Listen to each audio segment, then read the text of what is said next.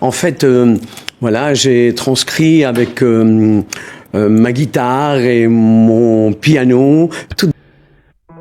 Avant sa mort, Frédéric François a révélé la triste vérité qu'il cachait depuis trop longtemps. Ces mots ont résonné comme un choc pour des milliers de fans, bouleversés par les confidences inattendues de l'une des plus grandes voix de la chanson française. Depuis plusieurs semaines, l'inquiétude planait. Le chanteur, âgé de 75 ans, avait été hospitalisé d'urgence, provoquant un véritable tremblement dans le cœur de ses admirateurs. Les rumeurs s'étaient multipliées, alimentées par les révélations de Sud Info. Frédéric François aurait subi une opération de l'intestin, une annonce qui, à l'époque, avait semé la panique dans le monde de la musique. Mais aujourd'hui, celui que le public connaît sous le nom de Frédéric François, Francesco Baracato de son vrai nom, a décidé de parler.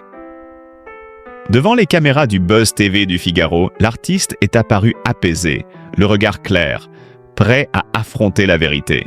Il a révélé les véritables raisons de son hospitalisation, évoquant avec émotion son état de santé et les épreuves traversées. À ses côtés, le souvenir d'un ami cher, Michel Drucker, à qui il a fait référence avec une tendresse palpable. « Comme mon ami Michel Drucker », a-t-il soufflé, soulignant leur combat commun contre la fragilité du corps et le poids des années. Ce témoignage bouleversant survient alors que le chanteur s'apprête à fouler une nouvelle fois la scène mythique de l'Olympia, le 16 novembre prochain. 56 ans de carrière, 19 passages dans cette salle légendaire, et pourtant, c'est avec une sincérité rare qu'il s'est ouvert à ses fans, refusant de dissimuler la vérité. Derrière le sourire et la voix douce, il y avait la douleur, le doute, et cette peur intime de décevoir. Ce soir-là, Frédéric François n'était plus seulement l'artiste adulé. Il était un homme fragile, vrai et infiniment touchant. Le silence qui a suivi ces mots en disait long. Dans le studio du Buzz TV du Figaro, on pouvait presque sentir cette tension suspendue, ce mélange de respect et d'émotions brutes. Frédéric François, d'une voix posée mais chargée de vérité, a raconté l'épreuve qu'il venait de traverser. « Oui, j'ai eu peur », avoue-t-il. Quand on vous annonce qu'il faut opérer, qu'on parle d'intestin, de complications possibles, vous pensez à tout. À la scène, à vos proches, à ce que vous laissez derrière vous.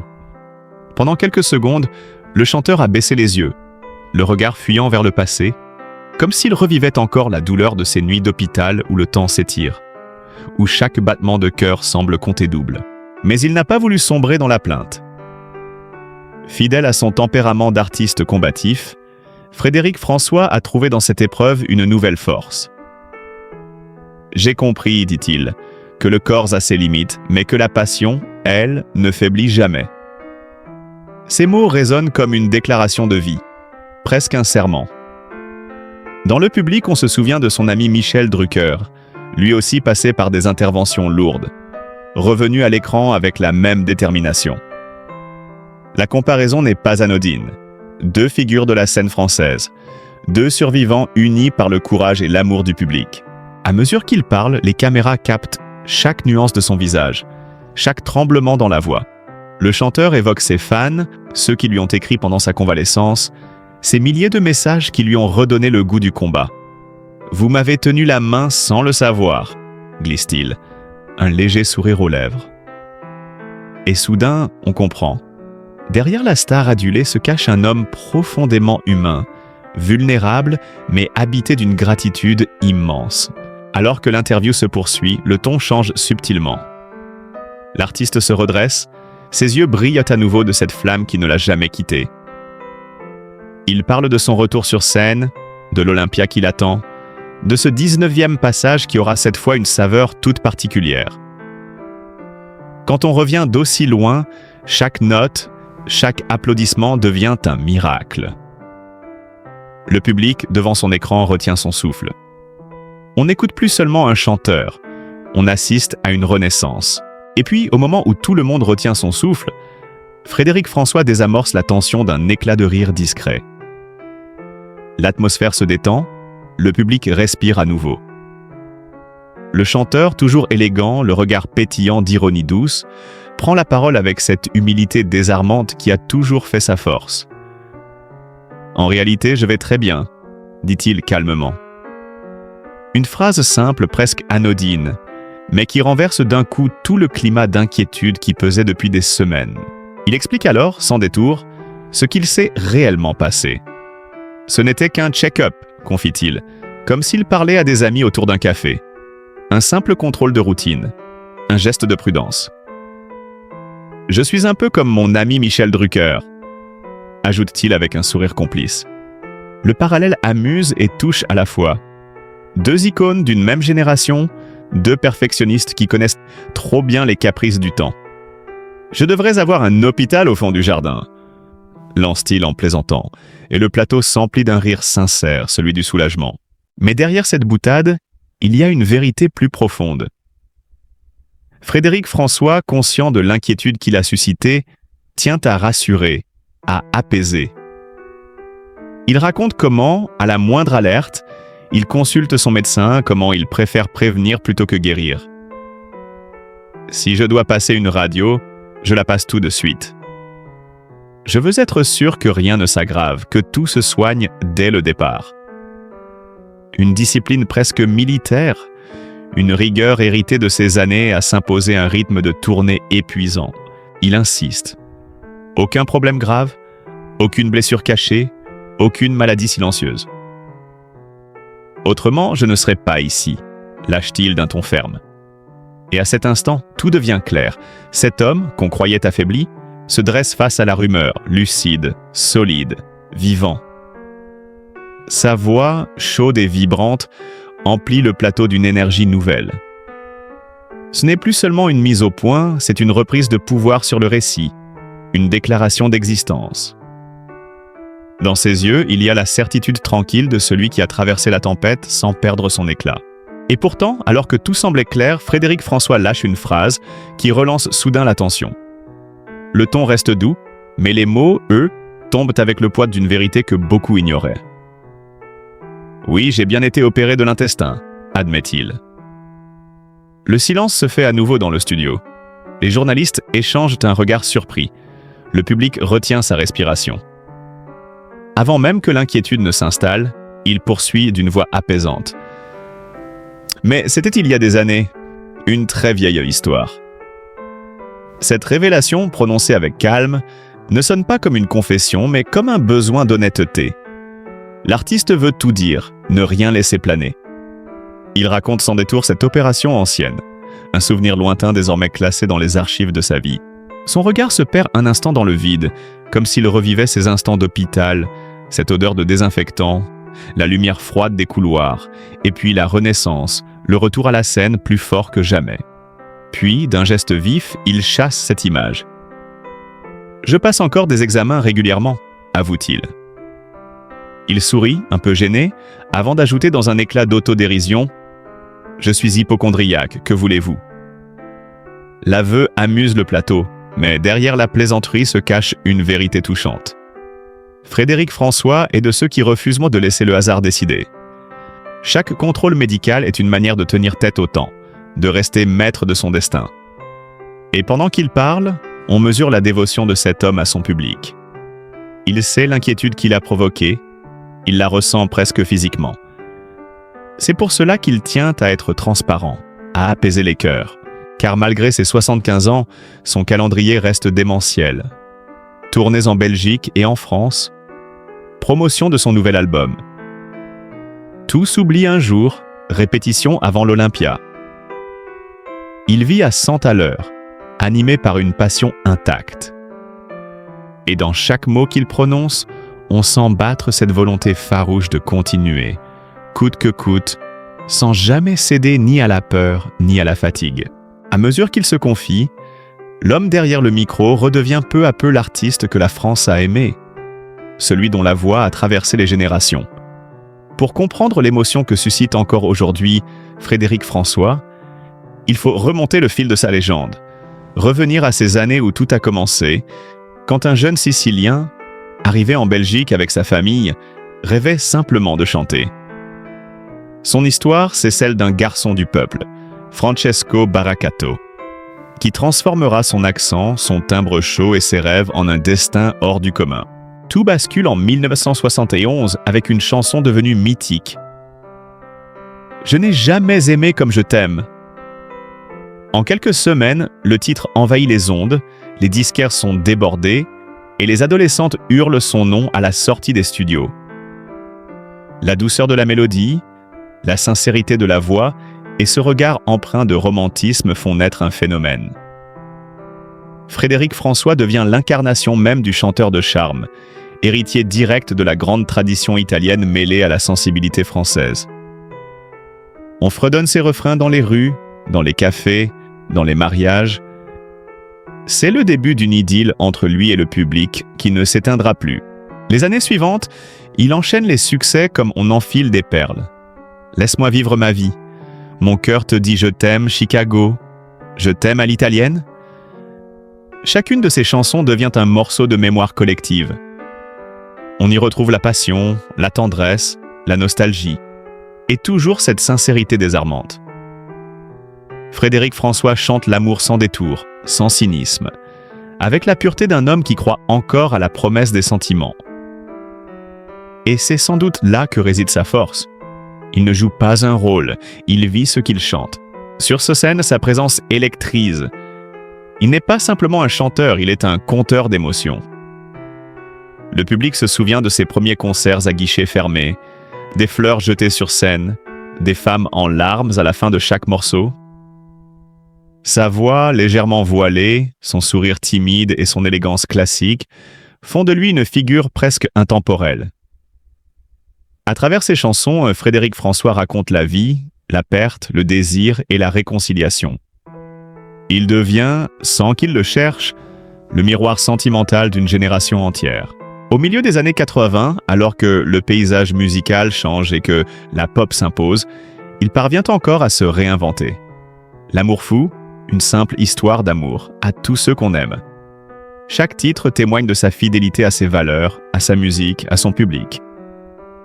Il traverse les modes avec une constance rare, sans jamais renier son style. Et c'est peut-être ce qui explique cette affection indéfectible que lui portent encore ses fans aujourd'hui. Quand il évoque ces années, Frédéric François ne parle pas de gloire, mais de gratitude. Il se souvient des studios exigus, des nuits blanches d'enregistrement, de la peur avant la première apparition télévisée, des applaudissements qui font oublier la fatigue. Dans sa voix, il n'y a pas de nostalgie amère, mais une tendresse douce, celle de quelqu'un qui sait ce qu'il doit à la vie et à ceux qui l'ont accompagné. À 75 ans, il n'a rien perdu de cette lumière. Son nouvel album « Tout s'oublie un jour » en est la preuve vivante. Fidèle à son univers, il y chante encore l'amour, le temps qui passe, la mémoire des instants fragiles. Chaque note résonne comme un rappel de ce qu'il est, un artisan du cœur, un passeur d'émotions. Et tandis qu'il se prépare à retrouver l'Olympia, ce lieu chargé d'histoire, on sent chez lui le même frisson qu'à ses débuts. Parce qu'au fond, pour Frédéric François, la scène reste le seul endroit où tout devient vrai, où l'homme et l'artiste ne font plus qu'un, liés à jamais par la musique et la ferveur du public. Avant de devenir l'icône de la chanson romantique que tout le monde connaît, Frédéric François a d'abord été un enfant de la misère, un petit garçon au regard vif, né dans une Sicile rude et pauvre. Son histoire commence à l'Ercara Fridi, un village niché entre les collines brûlées de soleil, où les maisons de pierre résonnaient, du bruit des sabots et des cris d'enfants jouant dans la poussière. Là, dans une famille modeste mais soudée, le petit Francesco Baraccato découvre très tôt ce que signifie le manque et la dignité. Son père, ouvrier dans les mines, partait à l'aube les mains déjà noircies, pendant que sa mère, courageuse et douce, s'affairait à nourrir la famille avec presque rien. Les jours étaient longs, parfois durs, mais la musique déjà flottait dans l'air. Francesco se souvient de ces soirées où son père, pour oublier la fatigue, sortait sa guitare. Les notes simples emplissaient la maison, et l'enfant, fasciné, écoutait, les yeux brillants. Il ne savait pas encore que ces mélodies deviendraient le fil conducteur de toute sa vie. Il chantait pour ses proches, pour les voisins, pour le plaisir de voir un sourire éclore sur les visages marqués par le travail. C'est là, dans cette Sicile des années 1950, que naît la vocation d'un futur artiste. Mais le destin ne se laisse pas apprivoiser si facilement. La pauvreté rattrape la famille, les perspectives s'amenuisent, et un jour, le père prend une décision lourde. Partir pour la Belgique, chercher du travail dans les charbonnages. Francesco n'a alors que 10 ans quand il quitte la terre de son enfance. Le voyage est long, incertain, presque irréel. Dans le train qui les conduit vers le nord, il regarde défiler les paysages, le cœur serré, la tête pleine de promesses et de peurs mêlées. L'arrivée à Liège est un choc. Le froid, la langue inconnue, les visages fermés, tout semble hostile. Les baracatos s'installent dans un quartier ouvrier, dans une maison exiguë où l'humidité s'invite chaque hiver. Francesco, lui, garde son sourire. Il chante encore dans les couloirs de l'école, dans les rues et bientôt dans les bals populaires. C'est là qu'il découvre la magie de la scène. Un micro, quelques accords et tout change. Les regards s'illuminent, la tristesse s'efface, la musique devient un refuge. Son père, fier mais prudent, voit naître chez son fils une passion qui dépasse le simple loisir. Il décide de l'encourager, lui apprend les bases de la guitare et l'accompagne parfois dans de petites représentations locales. Francesco, encore adolescent, compose ses premières chansons, inspirées par la nostalgie de son île natale et par l'amour qu'il voit naître autour de lui. Chaque mot, chaque note, est une manière de tisser un lien entre ces deux mondes, la Sicile brûlante de son enfance et la Belgique grise de son présent. C'est dans cette dualité que se forge son identité d'artiste. Un cœur méditerranéen, battant au rythme d'une Europe du Nord en plein essor. La musique devient son passeport, son langage universel, celui qui transcende les frontières et les classes sociales. Derrière son sourire lumineux, il y a toujours ce souvenir de l'enfant pauvre, celui qui n'avait rien mais rêvait déjà de chanter pour tous. Et quand plus tard le nom de Frédéric François brillera sur les affiches, ce sera toujours avec la même humilité, celle de l'enfant de l'Erkara Fridi, qui n'a jamais oublié d'où il venait. Derrière les projecteurs et les scènes mythiques, la vie de Frédéric François s'écrit dans la discrétion, loin des scandales et des excès. L'homme à la voix d'or, adulé par des millions de fans, n'a jamais cessé de cultiver une fidélité rare, celle qu'il porte à sa famille, à ses racines, et surtout à la femme qui partage sa vie depuis plus d'un demi-siècle. C'est en Belgique, son pays d'adoption, qu'il a bâti son refuge, un cocon à l'abri du tumulte médiatique, où l'artiste laisse place à l'époux, au père et au grand-père attentifs. Au cœur de cette vie apaisée, il y a Monique, la femme de sa vie. Leur histoire remonte à la fin des années 1960, à une époque où Frédéric François n'était encore qu'un jeune chanteur en devenir, rêvant de gloire mais les pieds sur terre. Leur rencontre presque banale a pris la force d'un roman. Un regard échangé, une conversation timide, puis l'évidence. Depuis, ils ne se sont plus quittés. Monique a vu naître l'artiste, supporter les tournées, les absences, les folies de la scène. Elle est restée inébranlable comme une encre. Dans toutes ses chansons d'amour, on devine son ombre. Cette muse discrète qui inspire sans jamais chercher la lumière. Installés dans une grande maison entourée de verdure, non loin de Liège, ils mènent une existence paisible, empreinte de simplicité. Les murs de leur demeure racontent 50 ans de souvenirs. Des disques d'or accrochés aux photos de famille, des guitares usées, des lettres de fans soigneusement conservées. C'est là que Frédéric François se ressource, loin des bruits du monde, entre un piano et un jardin qu'il cultive lui-même. « J'aime la nature, j'aime voir les saisons passer », confiait-il un jour à la presse. Ce lieu n'est pas un symbole de luxe, mais de stabilité. Il y trouve ce que la célébrité ne lui a jamais offert. Le silence, la normalité, le temps de vivre. De leur union sont nés 4 enfants, la plus belle fierté de l'artiste. Ses fils et ses filles ont grandi dans l'ombre bienveillante d'un père présent malgré ses tournées incessantes. Frédéric François a toujours insisté pour préserver leur intimité, refusant de transformer sa vie familiale en spectacle. Ses enfants, aujourd'hui adultes, ont suivi des chemins variés. Certains se sont tournés vers l'art, d'autres vers des métiers plus discrets. Tous partagent cependant la même humilité, la même chaleur humaine que leur père. Lorsqu'il parle d'eux, ses yeux brillent d'une tendresse presque enfantine. « Ce sont mes plus beaux succès », dit-il souvent avec un sourire ému. Et puis, il y a les petits-enfants, la nouvelle génération qui illumine ses journées. Dans son jardin, entre 2 répétitions, il les regarde courir, jouer, rire, et dans ces instants suspendus, il redevient simplement Francesco, le grand-père attentionné qui raconte des histoires et chante pour endormir les plus jeunes. Ce bonheur tranquille, il le chérit comme un trésor.